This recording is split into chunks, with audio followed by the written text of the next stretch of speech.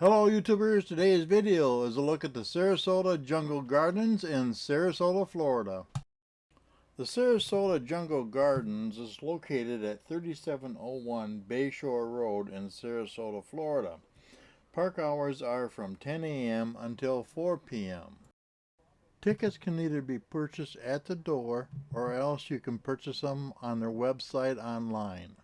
Another method is by scanning the icon located at the front of the building by the door.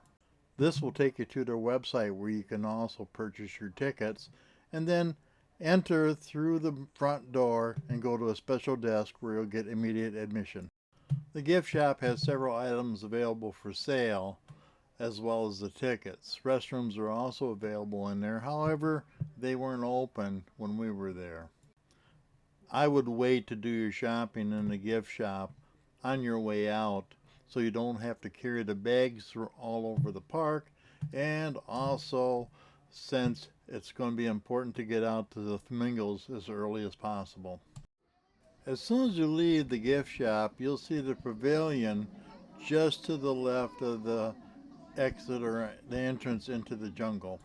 You'll find the pavilion to be very entertaining as they have a lot of information, or they give you a lot of different information on the different creatures that are there in the park, most of which have been injured at one time or another and are placed there as a sanctuary since they won't be able to survive on their own. These guys are very, very cool. Now, if you take a look at my friend here, he's got some bands on his body. Those are baby bands. So gators will eventually grow out of these bands and become a jet black color when they are adults. They grow out of them until they're about 6 years old when they reach sexual maturity, and eventually they will fade completely. But that is how you tell between a baby gator or a juvenile gator and an adult gator. A lot of people think that gators are green, but they're not. They're a jet black.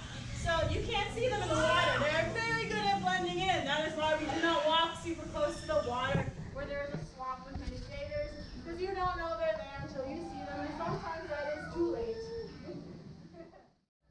Now when we got to the park, we rushed right away to the Flamingo Feeding area. We did this if you wait too long to get there, then the flamingos are going to be full and you won't get them to eat out of your hand. They'll just basically ignore you or just kind of walk around, but you won't be able to feed them with any of the food that's provided. Make sure you have plenty of quarters because the food is going to be 50 cents per handful. Let's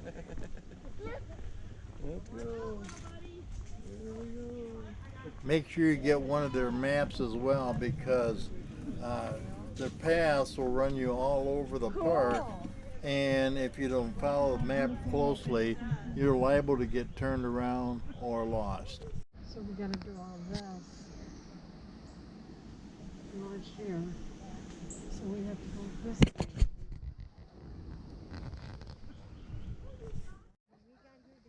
As long as you get there early, once you get over to the Flamingo Feeding area, it'll be very entertaining and you'll have a lot of fun interacting with the different birds. Oh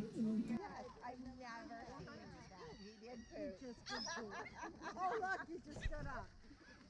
Oh look, Lily, I think he's gonna come over. Oh, see if he comes over to eat. He won't eat out of your feet. Okay. I can't See if you can There. do it, honey. Stand up and put I'm your feeding those ones. Here he comes. Oh God, that dick. Because she was doing it.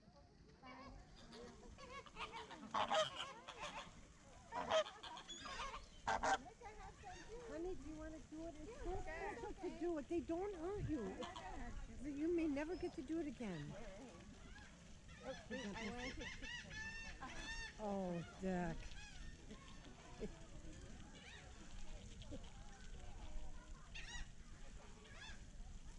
Oh, I love you so much.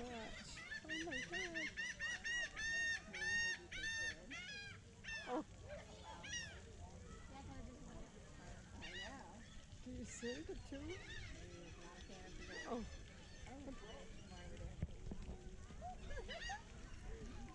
Oh. Oh my God. It protects the ibis to keep it away. Oh my God.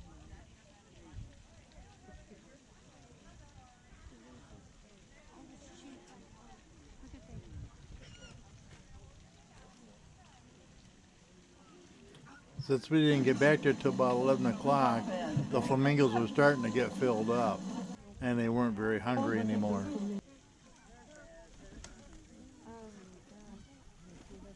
Here, you want to stand over here?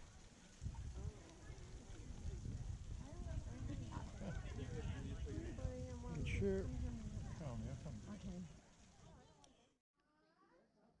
As I said in the other videos, these maps, as well as the maps that you can carry in your purse or your pocketbook or your pocket, are throughout the entire pathways.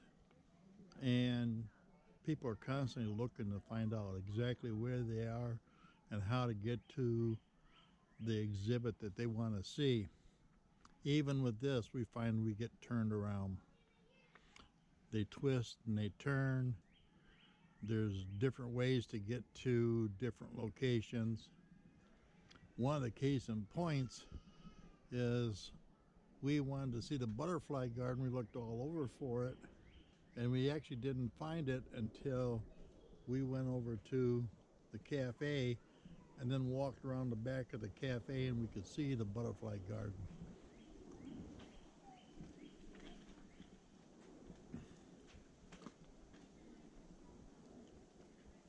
Like I said, make sure you get yourself a map and also refer to this quite often. Otherwise, you will get lost. Throughout the park, you will find the posts pointing which way to the different venues as well. The park is filled with long, winding, paved pathways that you can stop and take a look at the nature. They have signs posted around telling you about the different sites.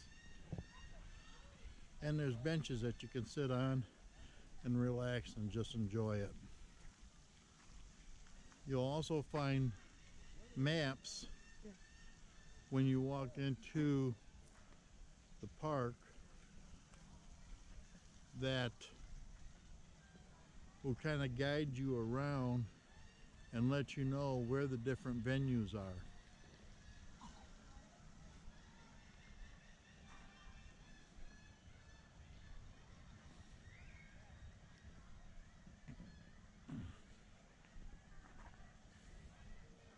Located between the main entrance and Flamingo Feeding area is a cafe. And today they were very gracious and gave us change, so we had enough quarters to feed the flamingos out of the machines. There is a small cafe inside the park, and it's not too bad as far as food, as long as you're prepared to pay $5 for a bottle of pop, a bottle of water, a hot dog, or a small sandwich or some chips and cheese. Really isn't an awful lot to offer, and it costs a bit. There's also feed dispensers available right there at the cafe, but as I said, 50 cents, so bring your quarters. Walking through the jungle, I would say the high point would be the Flamingo Feeding area. Butterfly garden has a tendency to be a little bit disappointing. There's not too much going on there.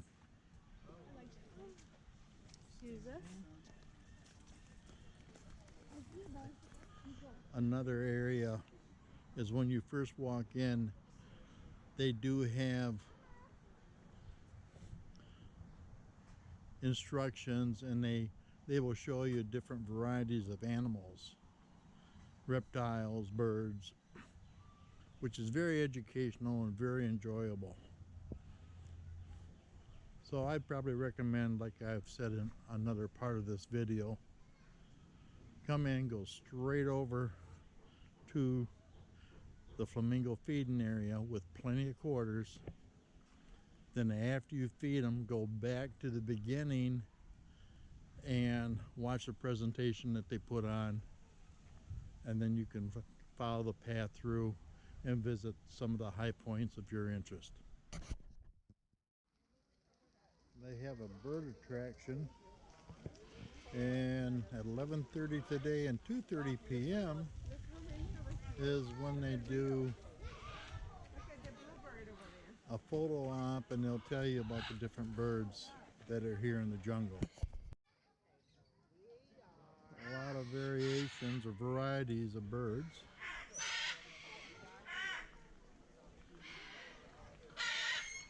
All of them of which have names.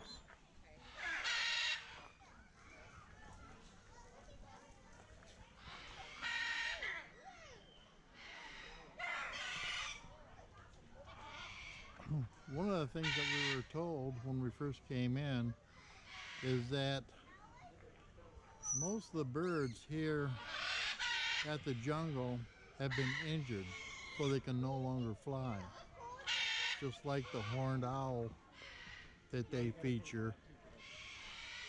It was evidently shot by an arrow, damaged its right wing, so it can't fly.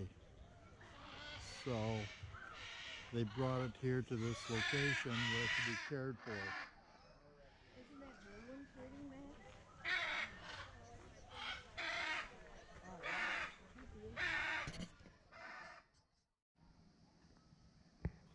Obviously, to keep this video short, I can't show you everything that's in here, and you need to come and see it for yourself. For what they offer, I do think it's a bit on the overpriced side, but at least you'll get a good appreciation or a nice appreciation of the nature and a lot of the different creatures that you'll find within this jungle. Either way, if you like or love nature or you have young kids, it'd be a great place to bring them as well. I hope you enjoyed this look at the Sarasota Jungle Gardens. And if you liked this video, please hit the thumbs up. If you haven't already, please subscribe. And most of all, thanks for watching.